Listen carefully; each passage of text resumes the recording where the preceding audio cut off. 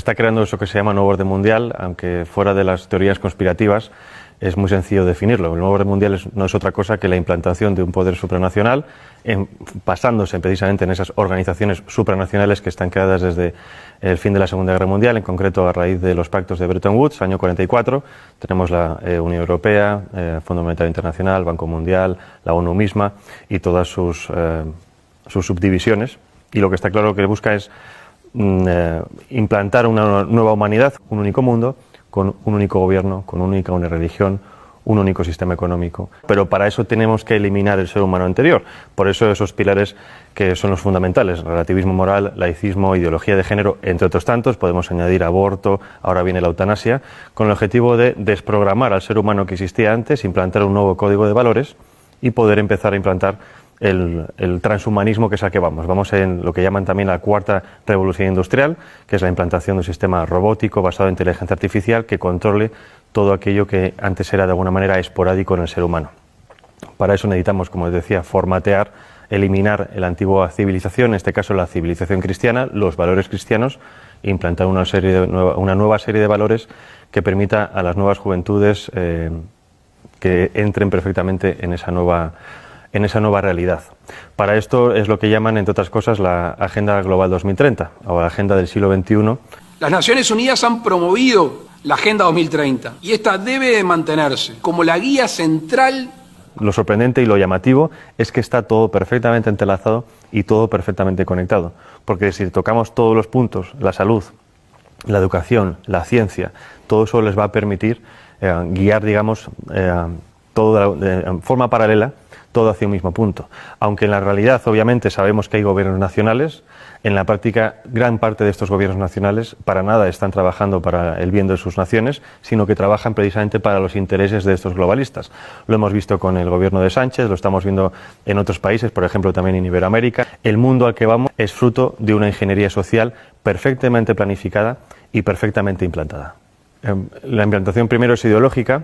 La ideología sirve primero para desestabilizar una nación. Si nos atendemos, por ejemplo, a Yuri Bezmenov, el antiguo agente del KGB que emigró a Estados Unidos y que contó precisamente esos procesos por los cuales se puede desestabilizar una nación, que es desestabilización, desmoralización, crisis y normalización, estamos viviendo perfectamente esas etapas. Hemos tenido una desestabilización, ahora estamos en la fase de desmoralización, que es volver a las naciones contra sí mismas, la endofobia, el odio a nuestra cultura cristiana, el odio a la misma biología, la misma realidad biológica hombre y mujer, para hacer que la población esté completamente confundida y que sea mucho más fácil guiarlas a un nuevo punto. Es la mentalidad de rebaño. Ahora bien, primero es la ideología, segundo es lo demás: implantación social, económica, política, tecnológica, medioambiental, sanitaria, alimenticia. Todo esto está perfectamente diseñado en la página del Foro Económico Mundial. Tienen perfectamente diseñado cuál va a ser el nuevo mundo. No dejan nada fuera. El aborto es algo que está en la Agenda Global 2030, que está incrustado en el ADN de los globalistas y que lo quieren promocionar a todo coste. El aborto, para que lo entendamos, es una política de Estado. El aborto se aplica desde el año 74 a través del informe de Kissinger, que viene precedido de un informe de la Fundación Rockefeller del año 72, que viene precedido de unas declaraciones de Robert McNamara, el que fue secretario de Defensa con Nixon y que en el año 68 pasó a ser presidente del Banco Mundial. ¿Qué pasa? Obviamente, si entendemos esto como una política de Estado, obviamente no se puede vender al resto de la población diciendo: ustedes van a dejar de tener hijos porque a nosotros nos interesan los recursos que ustedes tienen. Lo que se hace es un marketing político. Y esto es como nos están vendiendo todo. El aborto es un interés de Estado, es un interés geoestratégico. Todas las demás propuestas que tenemos hoy en día, ideología de género, ecología o esta nueva religión medioambiental, todo eso es lo mismo. Son políticas de Estado que nos lo venden para el gran público con un marketing político para que la gente lo acepte. Porque, por ejemplo, si entendemos ahora las políticas medioambientales como, digamos, obviamente necesarias para todos los gobiernos, dentro de esas políticas medioambientales está la reducción de la población. Nos lo venden como un bien necesario, es decir, si seguimos creciendo vamos a destruir el planeta, por lo tanto dejen ustedes de tener hijos, porque si no este ritmo es inaguantable. Nos venden la ideología verde como algo necesario, pero que dentro de esa ideología verde contiene todas estas políticas de Estado que nos lo quieren vender para, obviamente, controlar a la población. Con el objetivo precisamente de desestabilizarnos para poder tener el control completo sobre nosotros. No hay nada más fácil que dominar que una población enfrentada entre sí. Por eso es tan importante entender cómo funciona la aplicación de las políticas, cómo funcionan las élites supranacionales, para poder entender qué tipo de política se nos está aplicando a nivel nacional y local. El enemigo a abatir por esta élite supranacional o globalista no es otra cosa que el ser humano. Es decir, hay un desprecio absoluto por parte de las élites por el ser humano corriente, no solo en las élites supranacionales, también las tenemos en las élites nacionales. Y obviamente para destruir a esa parte de la población, no en el sentido físico, sino en el sentido psicológico, hay que atacar obviamente sus creencias, sus bases morales. Y en este caso, primero es destruir las naciones y obviamente la religión. Hay un objetivo que es crear una religión única.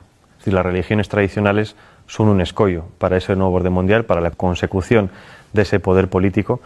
Si eliminamos la religión, estamos eliminando obviamente una vía de escape muy humana que de alguna manera evita que llegues al control mental de las personas. Podremos controlarlas físicamente, pero la religión permite que esas personas se puedan evadir a otro plano y obviamente también contienen unos códigos ético-morales muy firmes que están completamente enfrentados ante los códigos morales que nos quieren implantar.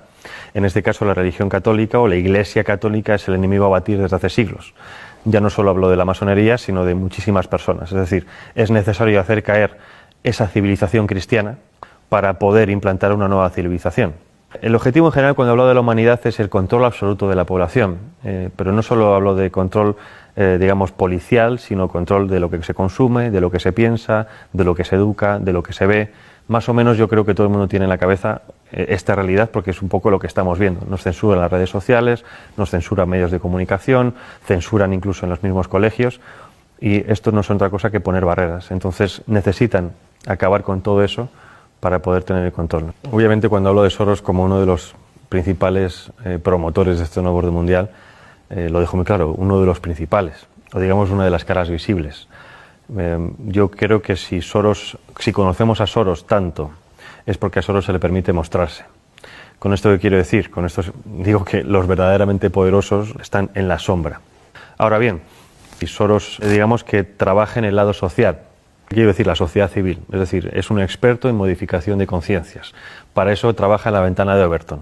La ventana de Overton es una herramienta que nos permite transformar lo imposible en un hecho factible.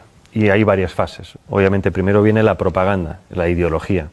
Para eso se crean y se financian think tanks, fundaciones, asociaciones que generen supuestos documentos científicos, oficiales, estudios, etcétera, de los cuales después se hagan eco los medios de comunicación.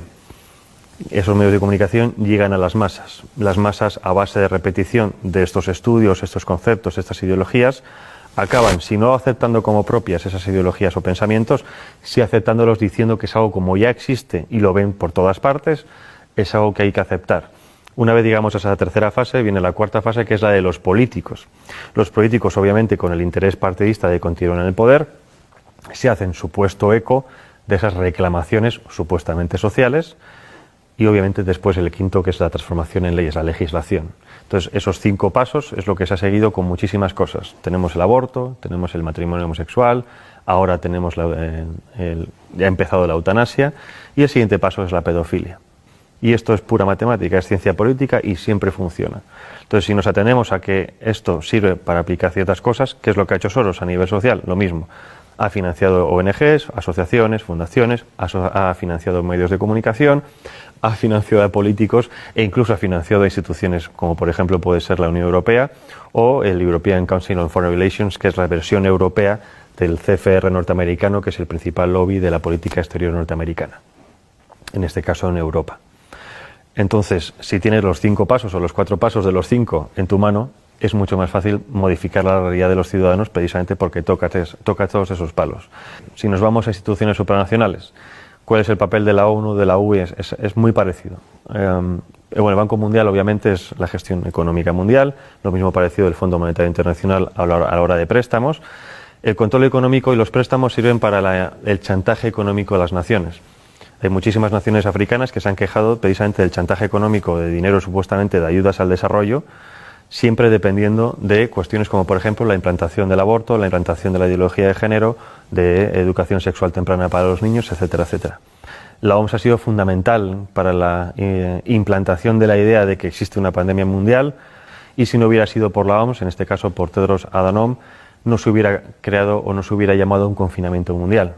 Primera vez en la historia que los ciudadanos de este planeta hemos visto cómo en todas las naciones se seguían los mismos pasos. Es decir, nada ha conseguido antes que realmente hubiera una coordinación nunca antes vista a nivel global. Coordinación que, aunque a nosotros nos parezca mucha, en general ha sido como muy sospechoso, por así decirlo, no sigue siendo suficiente para esta élite. Según ellos, los retos que nos plantean las pandemias del futuro, eso supera por muchísimo la capacidad gestora de los estados independientes entre sí. Es decir, que como no hemos sabido gestionar el coronavirus, es necesario que cedamos más nuestra soberanía a estos entes supranacionales, que ellos saben sí realmente lo que nosotros tenemos que hacer. Llevarnos a ese buen camino, a guiarnos como si fueran un dios, porque nosotros como ciudadanos comunes somos demasiado estúpidos para valernos por nosotros mismos. Las redes sociales han sido siempre una herramienta fundamental en el tema de la comunicación, pero como todo avance tecnológico tiene siempre su cara y su cruz. Como todo avance tecnológico nos lo venden que es bueno para poder hablar con nuestros familiares, que están en contacto con gente de todo el mundo, pero el problema, el contrapeso es el control absoluto, ¿no? Ya no solo el control de lo que hacemos, sino incluso de nuestros pensamientos, porque muchas veces decimos cosas en redes sociales que quizás fuera de un ámbito demasiado privado, ¿no? Y eso es precisamente a donde van ahora con el tema de la censura. Han visto que en los últimos años ha habido también una pequeña revolución en redes sociales, dado que cada vez hay más perfiles conservadores, antiglobalistas, más perfiles de gente contraria a los designios de este nuevo orden mundial, ¿no? Y si estuviéramos realmente en un mundo libre, democrático, y esto lo digo para que la gente se dé cuenta de que no vivimos en un mundo libre democrático, la libre circulación de ideas y de debates debería ser una de las principales características de todo sistema. Y estamos justo en lo contrario.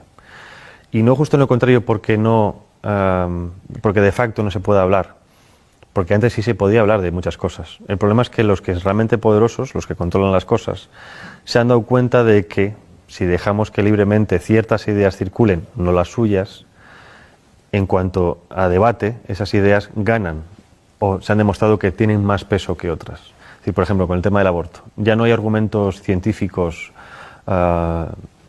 médicos, ahora son argumentos puramente sentimentales, ¿no? El derecho de la mujer a elegir sobre su propio cuerpo, porque por eso saben que los argumentos médicos no pueden vencerlos. En cuanto a argumentos, por ejemplo, de información de los medios de comunicación, de cómo funcionan los medios de comunicación, de cómo funcionan los gobiernos, exactamente lo mismo. Se censura completamente aquel que intenta hacer una crítica constructiva o negativa de lo que sea, pero hacer una crítica para avisar de qué está ocurriendo. No existe ese debate de ideas en los medios de comunicación, pero precisamente porque tienen miedo a lo que pueda ocurrir. Porque cuando ha ocurrido que algunas personas han ido a ciertos debates a exponer ciertas ideas, la gente se da cuenta de que hay otra línea de pensar diferente a la que tenían en mente. Y por lo tanto hay otra forma de racionar las cosas.